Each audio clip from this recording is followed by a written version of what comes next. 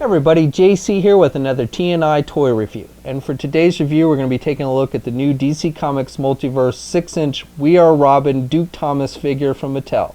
Now this figure comes packaged in the same style packaging we've been seeing with all the Multiverse figures. You've got the red and black highlights on the packaging. Up at the top, you've got the Multiverse logo. The figure's clearly displayed in the window box. Down below, you've got some artwork for the character and the name, and then it tells us it comes with one of the pieces for the rookie Batbot Collect and Connect figure. Off to the side, we again have more artwork for the character and a brief bio in multiple languages. And then on the back of the packaging, we have a look at all the figures in the wave that you need to get in order to complete that rookie Batbot Collect and Connect figure. All right, let's get this open and take a look at what's inside. Okay, so here's a look at the figure outside the packaging along with the other contents. Now, first of all, this figure comes with one of the legs for the Batbot Collect and Connect figure, and I'll be taking a look at the Batbot in its own review once we've looked at all the figures in this wave, so be sure to check back for that.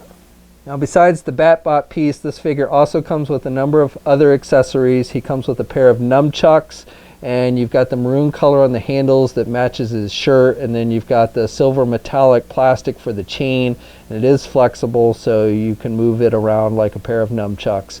And then he'll hold these pretty tight in his hands. You can put one handle in one hand and the other in other hand, or you can just have him hold it in one hand, however you want. So he does hold that pretty good.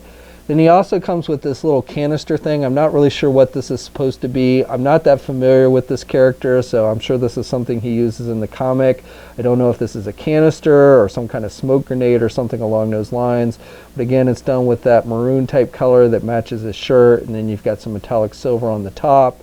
And again, you can have him hold this in either of the hands, and he holds it pretty tight. And then finally, you get two different head sculpts with this figure. So you get one with this helmet on, and I like the detailing with the white. You got the white striping that goes all the way around the helmet, and you've got the white out eyes, and then you can see his face, his chin, and his mouth, and you can see his teeth sculpted in there. So I like that. Good skin tone. I like the R's, which are painted on the side and actually sculpted, and then you've got this yellow piece, looks like headphones or something, that goes around the back of the helmet.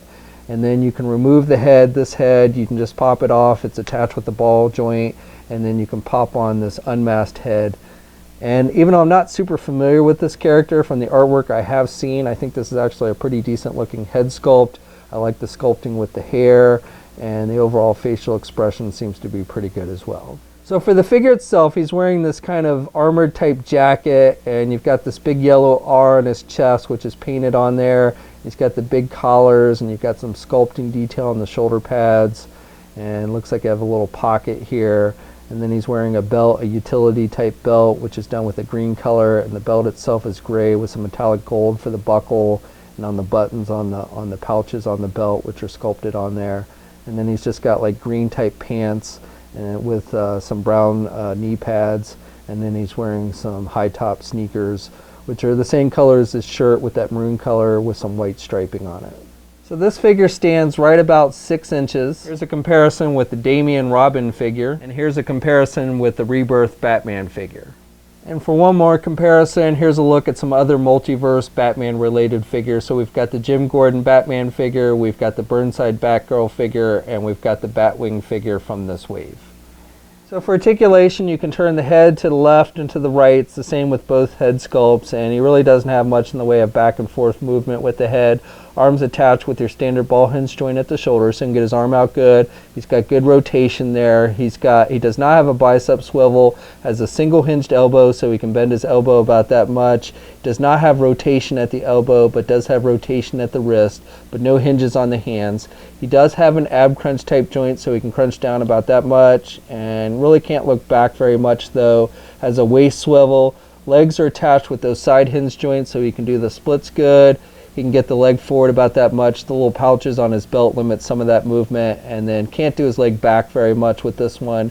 Has a thigh swivel, single hinge knee, so can only bend his knee about that much. And then with the feet, you just have rotation, but you don't have hinges or anything, and no ankle pivot, and 2 peg holes on the bottom of the feet. So that's my review. So overall, I would say that this is a pretty nice looking figure. Even though I'm not terribly familiar with this character, I think they've done a good job with the overall look with it, and I like the fact that you get the 2 different head sculpts and you get some weapon accessories with this one. So again, even though I'm not really familiar with the character, I do like the figure overall. Now this figure, along with the rest of the wave, has started to hit shelves. We'll have a full image gallery up at toynewseye.com. There'll be a link in the video description below. As always, leave a comment, let us know what you think. If you're so inclined, please like the video. Also, if you haven't already, please subscribe to the channel. I'd really appreciate it. You can also follow me on my Facebook, Twitter, and Instagram accounts. I have links to those in the video description as well. And until next time, I'll catch you later.